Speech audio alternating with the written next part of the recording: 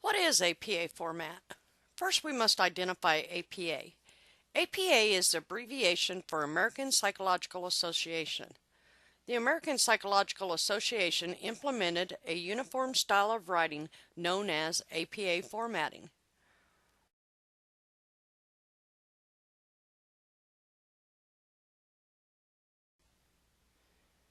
After this lesson, you will describe the purpose of APA formatting style. Describe the structure of an APA manuscript. Comprehend the differences between paraphrasing and plagiarism. And demonstrate APA formatting by creating an article review assignment.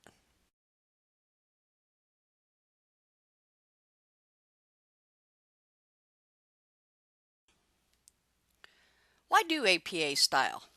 According to a website, Best Custom Writing, the APA itself has a long history in American writing dating back to the mid-1920s and is frequently used in scientific disciplines as well as social sciences, such as sociology, psychology, and then it is also used in law and education.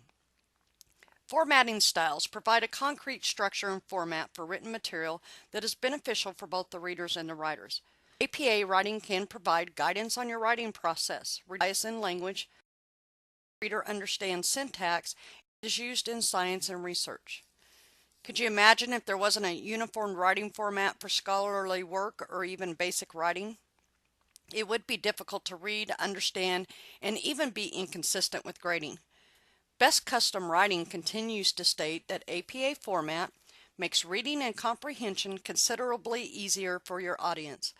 Along with guidelines for citations and referencing, APA forms also demand a set structure and guideline for formatting and organizing a paper or essay. It allows people to quickly locate the sources referenced in your paper.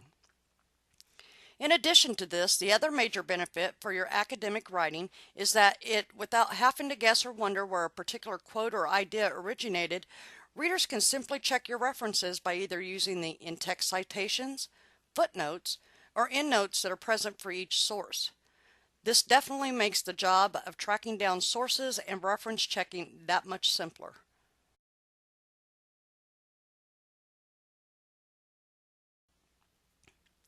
So what is APA formatting going to do for you? It is going to help you organize your ideas about evidence-based practice. It will assist you to read research articles analytically, and it will help you become a vibrant consumer of information.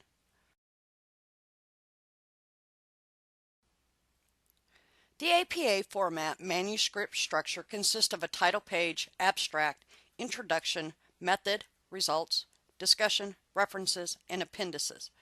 For the ASN program, we will follow most of the structure's formatting with a few differences. As you note here on the slide, for the ASN program, all papers will be structured with title page, introduction, and sections that may be identified by the instructor, discussion, conclusion, references, and appendices.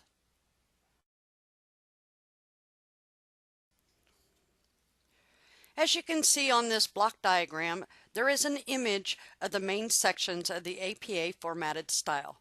There's the title page, headings, body, and reference.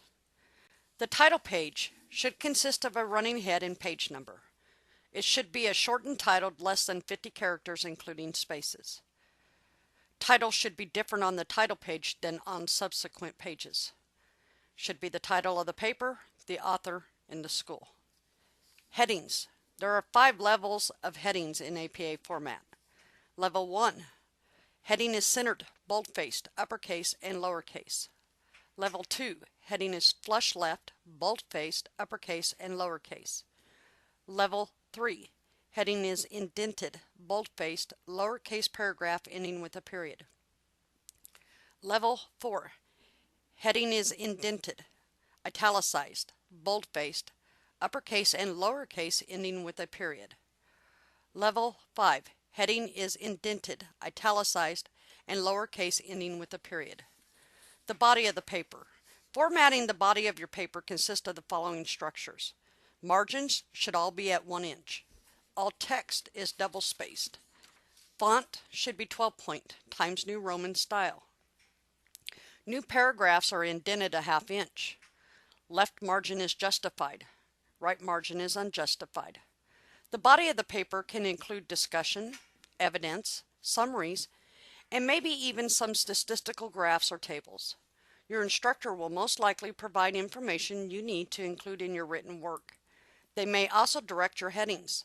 The directions or information required will be dependent on the type of paper assigned. The reference section.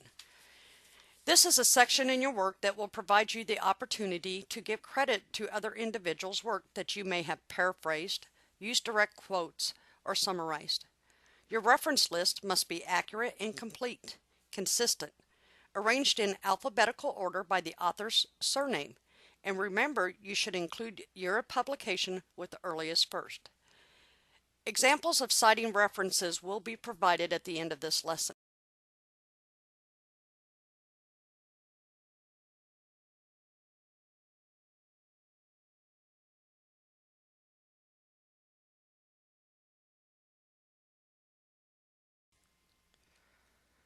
Let's look at APA formatting as if we were cutting a pie into slices. So the portions of the APA pie. Starting with the introduction, think to yourself and ask, what questions am I wanting to answer? What is the purpose of my paper? Will my opening be general or broad? After you identify the answers to these questions, you can compose an introduction. The introduction will introduce your subject to your readers from your point of view. It will be the first impression of your paper and sets the stage for the rest of the paper. Read your introduction by itself and ask yourself, will it make readers want to continue to read the remainder of the paper?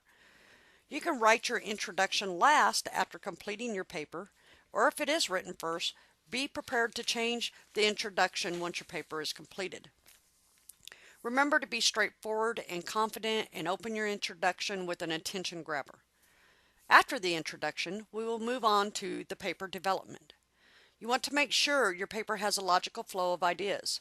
One way to test this is to take a break, put your paper down, walk away, then return, reread your paper.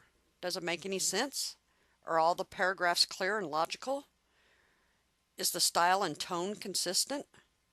Make sure you are aware of bias and always use third person unless you're actually providing an opinion. Next is the paragraph structure. Provide a topic sentence that identifies your main idea.